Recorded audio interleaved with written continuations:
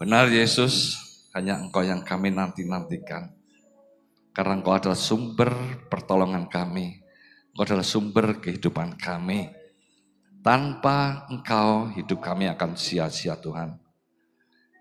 Kami bersyukur, kami punya Allah, kami punya Tuhan yang begitu baik atas hidup kami. Apapun yang kami alami, kami percaya Engkau selalu membawa kami terbang tinggi, melihat hasil karyamu yang begitu luar biasa di dalam hidup kami. Sehingga masalah apapun yang kami miliki, kami hadapi, tidak ada apa-apanya dibanding kasih-Mu yang begitu besar atas hidup kami. Terima kasih Tuhan Yesus. Sebentar kami akan mendengarkan sabda-Mu. Sucikan, kuduskan hati kami, telinga kami, juga hamba-Mu. Bila firman yang disampaikan tidak berlalu dengan sia-sia. Boleh menjadi berkat buat setiap kami, boleh menuntun setiap langkah hidup kami, dan tentunya membuat hidup kami semakin berkenan di hadapan Tuhan. Terima kasih Tuhan Yesus, kami akan menyiapkan waktu, hati kami untuk mendengarkan firman-Mu. Di dalam nama Tuhan Yesus, haleluya, amin. Silakan duduk, shalom semuanya. Shalom. Ada sukacita pagi hari ini? Diberkati Tuhan pagi hari ini? Amin. Puji Tuhan, pada pagi hari ini saya bersyukur bisa diberi kesempatan untuk bisa menyampaikan firman Tuhan di gereja karena di tempat ini. Hari ini kita memasuki bulan Oktober. Kita sebentar lagi akan meninggalkan tahun 2024.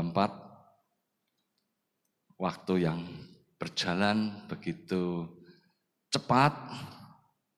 Kita nggak terasa hampir meninggalkan tahun 2024 ini.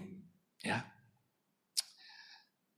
Di tengah situasi kondisi yang serba cepat, apa-apa sekarang harus cepat, gerak cepat. Ya.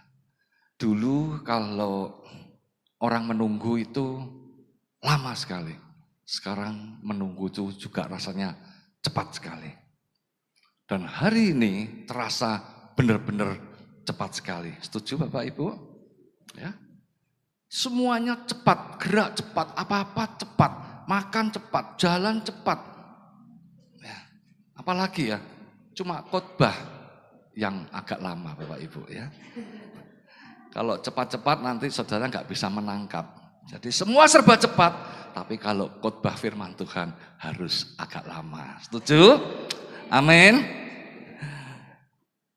Karena apa? Karena didukung oleh teknologi hari-hari ini yang begitu maju dengan pesat sekali Bapak Ibu. Dan berkembangnya zaman yang semakin cepat ini tanpa disadari pun kita akan juga mengalami yang namanya persaingan yang begitu ketat. Di dalam segala hal kompetisi akan semakin dekat ya, semakin kuat karena perkembangan teknologi yang begitu cepat. Pokoknya sekarang yang lelet-lelet, yang suka lambat-lambat akan ketinggalan. Ya. Dan kondisi inilah yang membuat kita bersaing semakin ketat. Sebetulnya hal ini bagus sekali karena untuk memotivasi diri kita masing-masing agar ketika kita menghadapi segala hal dalam hidup kita harus cepat menyelesaikannya, tidak menunda-nunda lagi. Ada hal-hal yang positif yang dapat kita ambil. Cumanya sayang sekali kalau saya lihat ya, hari-hari ini kerja yang begitu cepat, teknologi yang begitu cepat, tapi tidak diimbangi dengan mental spirit untuk bertahan. Ketika segala sesuatu yang terjadi di dalam kehidupan ini, kebanyakan kalau saya lihat rata-rata ya, sekarang cepat menyerah, cepat berputus asa. Ya. Jadi tidak sesuai dengan kecepatan yang ada, tapi tidak diimbangi dengan spirit mental yang kuat untuk bertahan.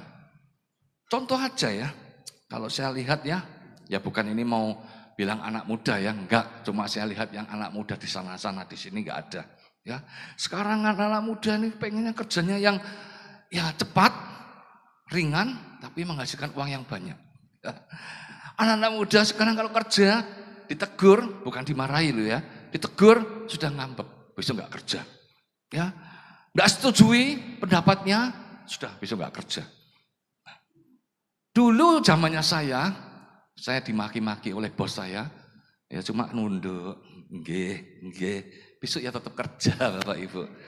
Sekarang enggak ada, saya lihat itu, enggak ada. Sedikit-sedikit tersinggung, sedikit-sedikit marah, sedikit kecewa, ya. Dan ini yang cilakanya, seharusnya generasi tua menjadi panutan generasi muda, tapi sekarang agak kebalik zamannya, ya. Generasi tua mengikut generasi muda.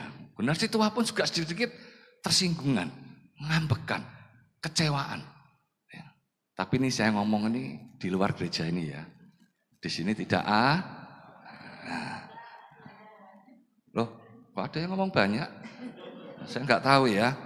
Tapi ini hal yang saya lihat di akhir zaman seperti ini. Dari sinilah akhirnya apa? Karena spirit mental kita tidak diimbangi, ya akhirnya apa? Orang banyak mengambil jalan pintas. Apabila menghadapi masalah kondisi yang seolah-olah kelihatannya tidak ada harapan, tidak bisa, mereka mengambil jalan pintas.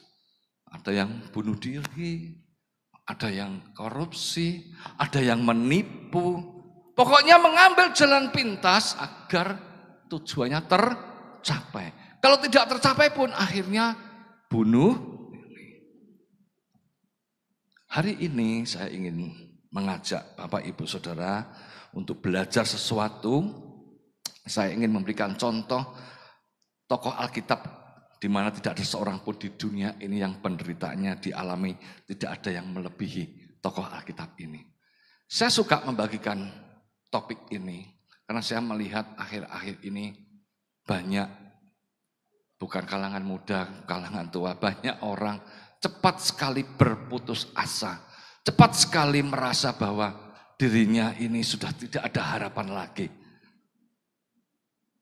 Saya beberapa kali dipanggil khotbah, saya sering menyampaikan firman ini. Karena apa? Karena ini adalah contoh nyata bahwa di dalam Alkitab tidak ada sampai hari ini yang penderitaannya seperti orang ini. Tapi kita tahu bahwa orang ini diizinkan menderita. Tapi kita tahu hidupnya juga dipulihkan Tuhan. Amin. Dan hari ini kita mau belajar tentang tokoh ini. Kita baca di dalam Ayub. Ayub 1, ayat yang ke-1 sampai dengan ke-3. Sudah ketemu, katakan amin. Ayub 1, ayat 1 sampai dengan 3. Kesalehan Ayub dicoba. Ada seorang laki-laki di tanah Uz bernama Ayub. Orang itu saleh dan jujur. Ia takut akan Allah dan menjauhi kejahatan. Ia mendapat 7 anak laki-laki dan 3 anak perempuan. Ia memiliki 7.000 ekor kambing domba, 3.000 ekor unta, 500 pasang lembu, 500 keledai betina, dan budak-budak dalam jumlah yang sangat besar. Sehingga orang itu adalah orang yang terkaya dari semua orang di sebelah timur. Amin. Di sini Ayub ini adalah orang yang jujur, saleh, takut Tuhan, dan kaya raya. Wah, kalau Ayub itu ada di zaman ini, pasti dia laki-laki idaman Bapak Ibu. Kalau yang sudah tua kepingin punya mantu yang namanya Ayub. Kalau yang muda-muda kepingin punya suami yang namanya sudah kaya, saleh, takut Tuhan, menjauhi Kira-kira laki zaman sekarang ada nggak yang seperti itu? Belum ada Bapak Ibu, ada masih. Ada. Yang berdiri di sini nih loh. Kapan lagi saya muji diri sendiri Pak? Maaf ya Pak. Ayub banyak idaman, jadi idaman laki-laki, laki-laki idaman ya di zaman itu. Kita lihat ya, jarang sekali ya. Tapi sebelum saya ingin melanjutkan firman Tuhan pada pagi hari ini, saya ingin menyamakan persepsi terlebih dahulu saudara dan saya supaya kita bisa match mendengarkan firman Tuhan lebih lanjut lagi. Bahwa orang yang jujur, orang yang saleh, orang yang takut Tuhan, orang yang menjauhi kejahatan juga dapat menerima masalah. Setuju ya? Dan orang yang jujur, saleh aja menerima masalah yang begitu besar, apalagi orang yang tidak jujur, tidak saleh dan tidak takut. Setuju ya Bapak Ibu? Kita harus setuju dengan hal ini.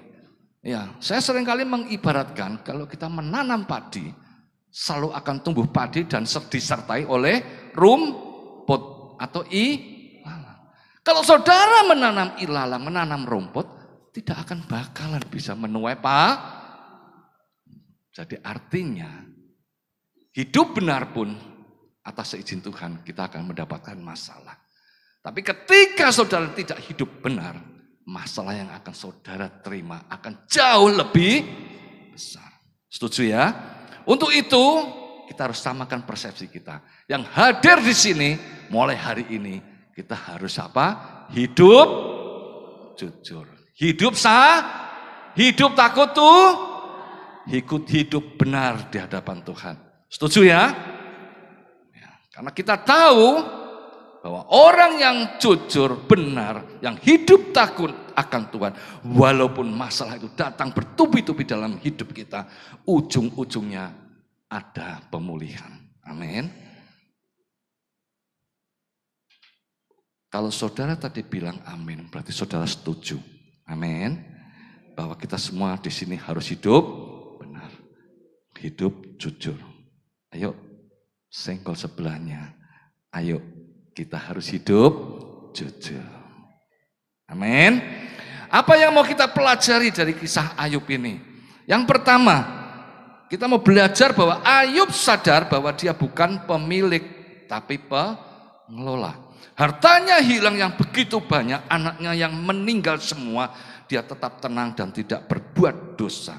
Alkitab mencatat di dalam Ayub 1 pasal yang kedua, Ayub 1 ayat ke-21 sampai 22, katanya, dengan telanjang aku keluar dari kandungan ibuku, dengan telanjang juga aku akan kembali ke dalamnya.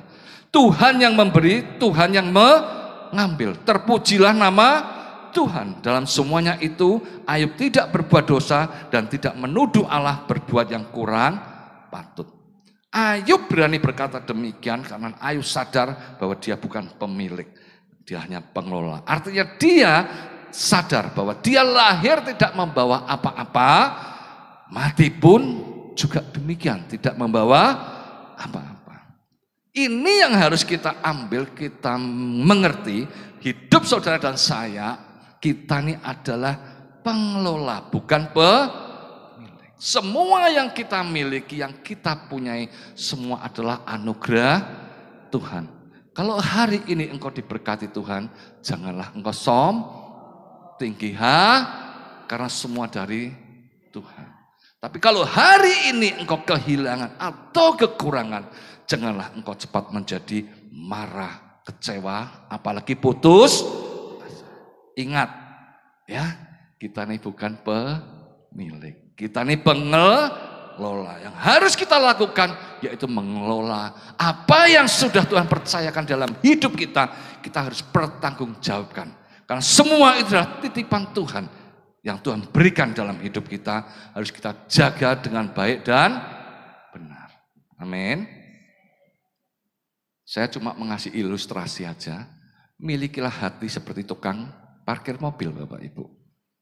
Kalau saudara perhatikan orang yang tukang parkir mobil, mobilnya begitu banyak. Dia tidak sombong, Bapak Ibu.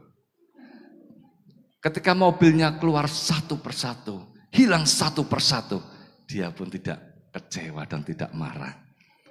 Karena apa?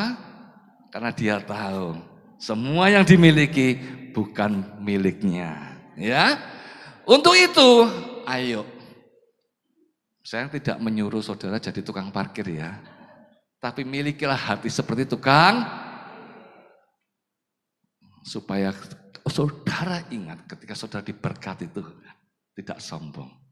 Ketika apa yang kita punya hilang, kita pun tidak putus asa. Amin. Apa yang mau kita pelajari dari kisah Ayub?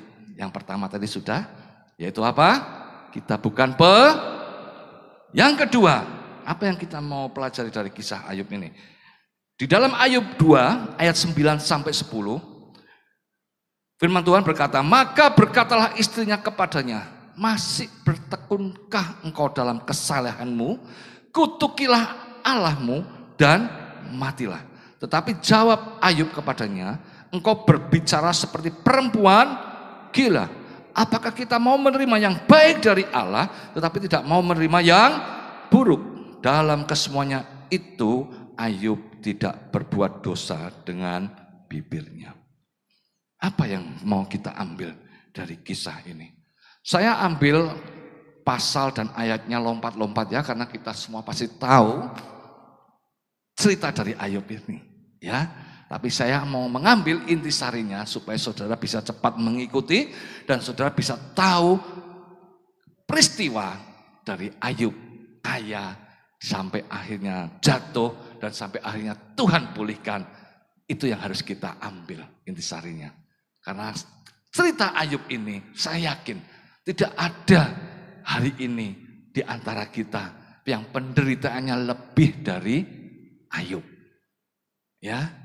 Karena goal kita, saya mengharapkan saudara yang mendengarkan firman ini jangan mudah untuk berputus asa. Karena kita punya Tuhan Yesus, Sang Pemberi harapan. Bersama Dia selalu pasti ada jalan keluar. Bersama Dia selalu ada pemulihan. Kalau Ayub ditolong, kita pun juga. Amin. Yang kedua, apa yang harus diambil dari Ayub yang pasal kedua ini? Kalau saudara perhatikan bahwa istrinya ngomong dengan Ayub, ada tanda serunya. Demikian juga Ayub ngomong sama istrinya, juga ada tanda serunya. Berarti kalau tanda seru, artinya perkataannya memiliki potensi, yaitu apa? Bertegangan tinggi. Ya, dalam arti gampangnya tuh mereka lagi bersih tegang, alias cekcok, alias Waktu Ayub kaya, saya yakin istrinya pasti manggilnya bukan Yub, bukan. Pasti apa? Sayang, papi, ya, my lovely, babe, apalagi ya? Honey. Hah?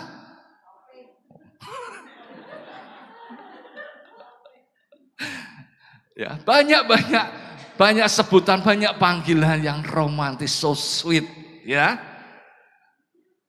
Waktu Ayub masih jaya dan masih kaya. Tapi ketika Ayub semuanya habis, pasti kata-kata babe, honey, sayang, pret sudah hilang. Ya. Karena lihat tanda seru, ya. Pasti dia ngomongnya Yub. Nah, pasti gitu. Ya, Yub. Ya, pasti seperti itulah. Kata-katanya kasar. Kalau saya artikan dengan bahasa Surabayaan, ya toh, pasti dia ngomong gini, Yub, isih dadi wong apik ta awakmu? Isih percaya ta kambek Tuhanmu? Wes nek awakmu gak iso tak omongi, mati yo ae lah. Nah, itu bahasa Surabayaane kayak gitulah. Dari ayat yang kita baca barusan, ya. Nah, hari ini apa yang harus kita ambil dari cerita ini? Saya yakin Ayub susah, sedih banget. Bojone yang dulu kurus, sekarang digemukkan. Ya.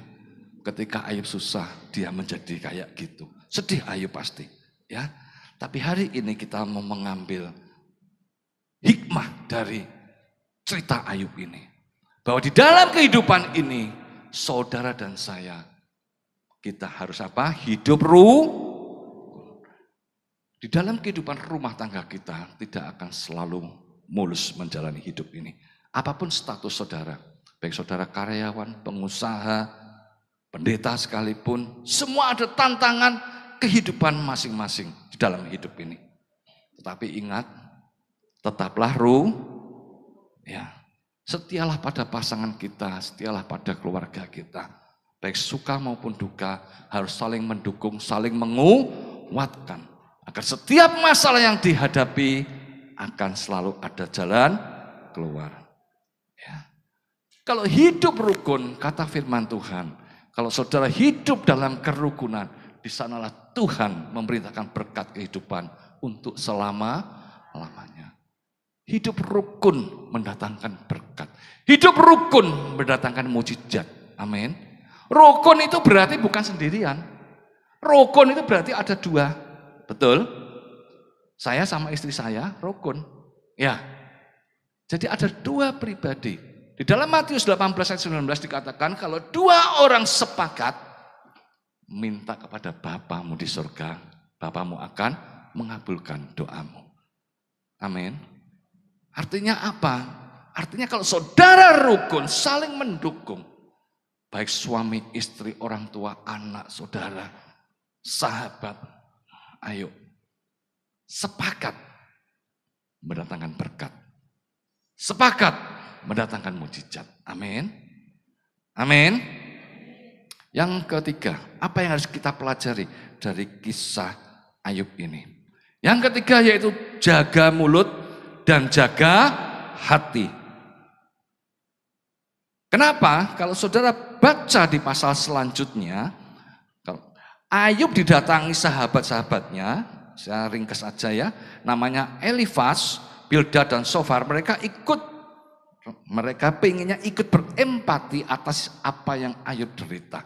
Mereka datang ingin memberi kekuatan dan penghiburan, tapi pada kenyataannya bukan kekuatan dan penghiburan yang Ayub terima, tapi justru membuat Ayub terpuruk dan kecewa. Saya tidak membacanya biar cepat ya, tapi saudara bisa baca dan saya langsung lompat di pasal yang ke-6, perikopnya dikatakan di sana, Ayub kecewa terhadap sahabat-sahabatnya.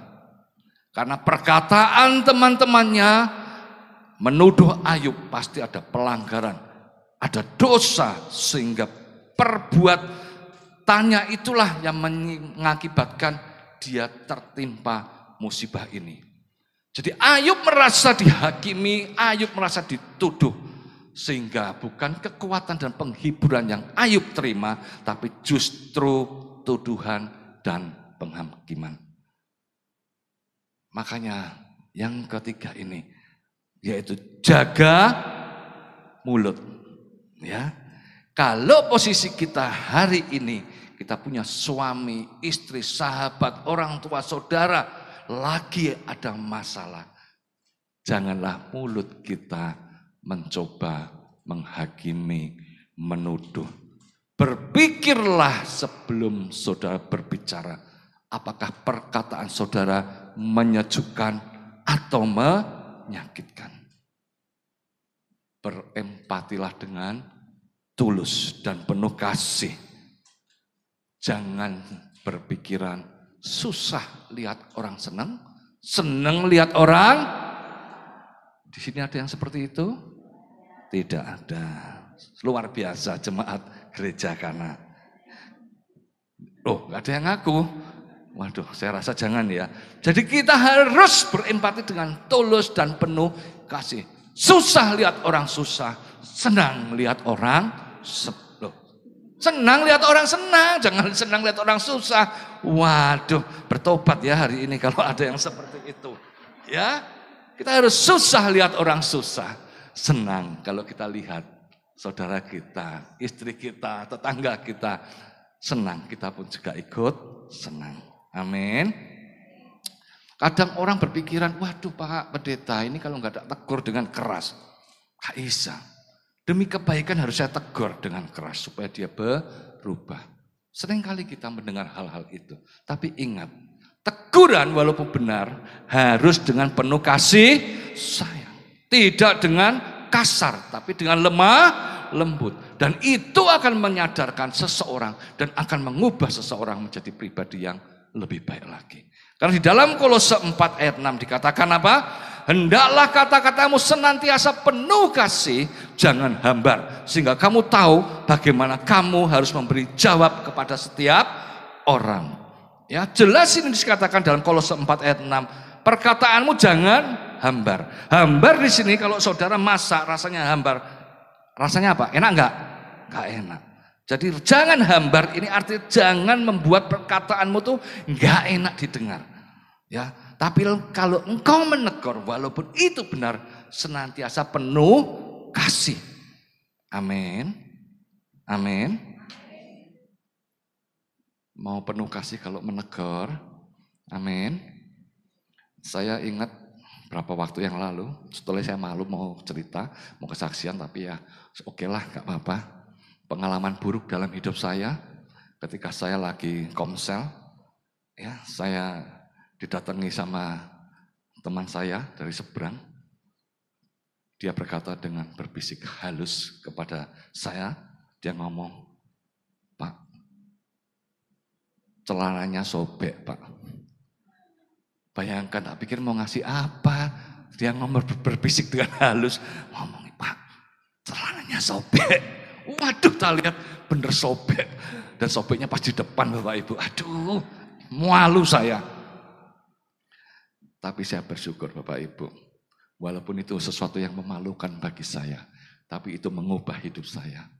Sejak saat itu, sebelum saya memakai celana saya yang panjang ini, selalu tak periksa, ono tasing sawek maneh. Sungguhan Bapak Ibu, saat itu saya malu, tapi saya bersyukur dengan teguran yang halus, dengan teguran yang penuh kasih, dengan teguran yang lemah lembut, memang tidak enak. Tapi itu mengubah hidup saya. Saya akan lebih menjadi baik, lebih teliti Bapak Ibu. Hari ini kalau saudara melihat, tidak akan bakalan ketemu celana saya sobek. Kecuali saya naik di sini terus tiba-tiba kerak, nah itu lain cerita ya Bapak Ibu ya. Coba orang itu ngomong dengan keras, dengan lantang. Dia duduk di sini, saya duduk di sana. Pak, celanamu sobek Pak. Waduh, tidak akan mengubah hidup saya. Saya akan jadi malu dan jadi punya musuh loh, iya kan? Nah, ini yang harus kita amin. Yang berikutnya, tadi soal jagamu. Yang tadi berikutnya jaga apa? Hati. Apa jaga hati maksudnya? Kalau kita ini menjadi korban atau lagi yang bermasalah, janganlah kita punya hati yang kerdil. Dikit-dikit marah, dikit-dikit kecewa, dikit-dikit tersinggung. Ada omongan yang gak enak sakit hati. Ada omongan yang gak enak tersinggung. Gak dibesuki saran sakit, ngamuk. Pas loro untu gak disumbang duit, nesu. Ya. Kita tidak bisa mengontrol perbuatan orang lain terhadap kita. Dan kita juga tidak bisa mengontrol perkataan orang lain kepada kita. Yang bisa kita kontrol yaitu hati kita agar tidak mudah tersinggung. Amin. Di dalam Amsal 4 ayat 23 sering kita baca, jagalah hatimu dengan segala kewaspadaan. Karena disitulah terpancar bagaimana kita menjaga hati kita dengan waspada supaya kita tidak tersinggung, yaitu kita harus selalu membaca firman Tuhan. Supaya apa? Supaya kita terus meneladani apa yang Yesus lakukan. Hatinya penuh kasih. Yesus datang. Dia dihina, diolok, dilemparin batu, tetap penuh kasih. Tidak demikian juga saudara. Kalau saudara dihina, tetaplah amin. Ada pujian yang mengatakan apa? Dihina, diolok, bukan tetap. Nah, harus begitu. Asalkan jangan kau ambil Yesus, Tuhanku, apapun terjadi, bukan tetap tersenyum. Ya, jadi kita tidak akan terpengaruh apa yang dunia katakan. Asal Yesus ada di dalam hati kita, lu mau ngomong apa terhadap gue akan tetap tersenyum. Amin. Yang penting Tuhan jangan lepas dari hidupku. Karena apa? Karena selama Tuhan ada dalam hidup kita, apapun yang kita alami tidak akan menghilangkan sukacita kita. Tidak akan menghilangkan damai sejahtera kita. Karena Tuhan berkata, damai sejahtera Allah yang melampaui segala akal itu akan terus memelihara hati kita di dalam Kristus Yesus. Amin. Karena dialah sumber bahagia, sumber sukacita kita. Selama ada dia dalam hidup kita, jangan pernah kita menjadi sakit hati. Amin. Yang keempat, apa yang harus kita pelajari dari Ayub, yaitu jangan suka mengeluh, menggerutu, apalagi komplain kepada Tuhan. Kalau saudara baca di pasal yang ke-16, di perikopnya, Ayub mengeluh tentang perlakuan Allah. Ayub mulai mengomel dan berdebat dengan Tuhan. Ini jangan kita tiru ya. Jangan kita tiru, tapi kita mengambil sesuatu yang baik di dalam firman Tuhan pada pagi hari ini. Ya, dan inilah kesalahan Ayub. Ayub tidak berbuat dosa selain dia mengomel. Ya, kita ikuti Tuhan. Ya toh, apapun yang kita alami, kita harus selalu mengikuti Tuhan. Karena apa? Masalah yang kita hadapi selalu ada jalan keluar. Amin. Tidak boleh ngomel, tidak boleh komplain, tidak boleh menggerutu. Karena kita tidak bisa menyelami pekerjaan Tuhan di dalam hidup kita. Walaupun kelihatannya pahit, kelihatannya enggak enak. Tapi percayalah, ujungnya pasti manis.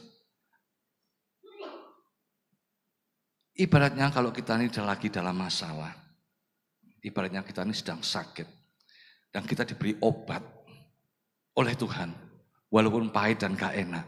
Tapi kalau kita tetap mau setia meminumnya, tetap setia mau minum obatnya, ya artinya kita tetap setia kepada Tuhan kita, pasti ada kesembuhan, pasti ada pemulihan dalam hidup kita. Amin, amin.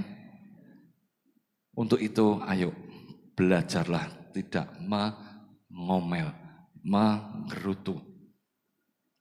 Amin. Yang terakhir, Bapak Ibu, yang ditunggu-tunggu jemaat dimanapun berada. Apa yang perlu kita pelajari dari kisah Ayub ini yang terakhir, yaitu pertobatan. Karena pertobatan mendatangkan pemulihan. Katakan bersama, pertobatan mendatangkan, sekali lagi, pertobatan mendatangkan pemulihan. Amin. Pasal yang ke-42, kita langsung lompat di ayat pasal yang terakhir. Perikopnya mengatakan Ayub mencabut perkataannya dan menyesalkan diri. Kalau saudara baca di ayat yang ke-6 dikatakan, oleh sebab itu aku mencabut perkataanku dan dengan menyesal aku duduk dalam debu dan abu. Artinya apa? Ayub sangat menyesal. Dia sangat malu kepada Tuhan. Karena dia sudah bersungut-sungut, dia sudah komplain dengan Tuhan. Makanya dia ngomong sampai aku ibaratnya duduk dalam debu dan abu. Artinya malu banget dia sama Tuhan. Dan akhirnya di dalam pasal yang ke-42, Ayub mencabut perkataannya dan menyesalkan diri. Artinya Ayub mau berubah, Ayub bertobat. Dan saudara kalau baca di ayat selanjutnya, ketika Ayub menarik perkataannya dan dia bertobat, dan dia mulai mendoakan sahabat-sahabatnya yang bencekno itu, kita baca di ayat selanjutnya, hidup Ayub dipulihkan dan bahkan diberkati Tuhan 2 kali lipat sebelumnya. Amin. Demikian juga hidup kita. Seberapa besar masalah yang saudara hadapi hari-hari ini, ayo berubahlah. Berubahlah dan berubahlah. Dengan berubah, dengan bertobat, engkau akan mengalami yang namanya pemulihan. Amin. Itulah goalnya. Asalkan kita mau berubah, semua apa yang kita hadapi, kita akan melihat bahwa campur tangan Tuhan di dalam hidup kita, pemulihan dalam hidup kita, mujizat dalam hidup kita pasti terjadi. Ayo Ayub ditolong Tuhan. Saudara dan saya pasti juga ditolong Tuhan. Amin. Jadi ada 5 hal yang kita pelajari pagi hari ini. Ada yang mengingat? 1, kita bukan pemilik, tapi Yang kedua, kita harus hidup rukun. Yang ketiga, jaga mulut dan jaga hati. Yang keempat, jangan suka mengeluh. Dan yang kelima, bertobat. Wah, ini luar biasa ini. Tepuk tangan buat jemaat Kana. Kalau di gereja lain, Pak, kok 5? 2 aja. Yang pertama apa? Lali. Yang kedua apa? Lupa. Di gereja Kana baru kali ini, Pak. 5-5-nya menjawab dengan betul. Sekali lagi tepuk tangan buat gereja Kana. Ya. Enggak mudah loh seperti itu. Ya, ayo. Hari ini kita mau melakukan apa yang baik dalam kisah Ayub. Kita mau mengambil sisi yang positif. Mungkin hidup kita ada yang seperti Ayub, tapi saya percaya tidak ada yang melebihi dari Ayub. Tapi percayalah ketika saudara dan saya ini setia kepada Tuhan dan berani mengambil keputusan, kalau hari ini kita ada salah, bertobatlah. Kalau hari ini kita masih berbuat yang tidak menyenangkan hati Tuhan, hiduplah benar. Sehingga seberat apapun masalah yang kita hadapi, kita tidak mudah putus asa. Karena kita punya Tuhan, Sang Pemberi harapan. Kalau Ayub Tuhan tolong, kita pun akan ditolong Tuhan. Amin. Untuk itu, ayo jangan pernah kita menyerah. Karena kita punya Tuhan yang ajaib, yang sanggup menolong kita indah pada waktunya. Amin. Pada akhir ibadah kami ya Tuhan. Yes. Sebelum kami meninggalkan gereja ini untuk sementara waktu. Dan dipertemukan kembali minggu-minggu yang akan datang. Yes. Dalam ibadah yang penuh berkat dan anugerah Tuhan. Yes. Hati kami berlimpah dengan ucapan syukur. Dalam kerendahan hati kami berterima kasih kepada Tuhan. Tuhan Yesus yang hidup yang layak kami puji, kami agungkan dan kami luhurkan. Terima kasih di sepanjang pujian dan penyembahan. Di sepanjang firman yang kami dengar. Tuhan nyata hadir dan memberkati kami. Lanjutkan karyamu ya Tuhan. Lanjutkan belas kasihan dan kemurahan-Mu dalam hidup kami. Yes. Supaya kami menjadi semakin serupa dengan Yesus Kristus. Amin. Tuhan dan junjungan hidup kami. Kami berdoa bagi jemaat yang tidak bisa hadir. Yang karena satu dan lain hal. Yang karena pekerjaan Tuhan membukakan jalan dan memberkati beliau. Yang karena terbaring, istirahat, menunggu pemulihan, penyembuhan dari sakit penyakit yang dialami. Hamba-Mu bersepakat dengan jemaat menyerahkan Ibu Bertua dalam nama Tuhan Yesus.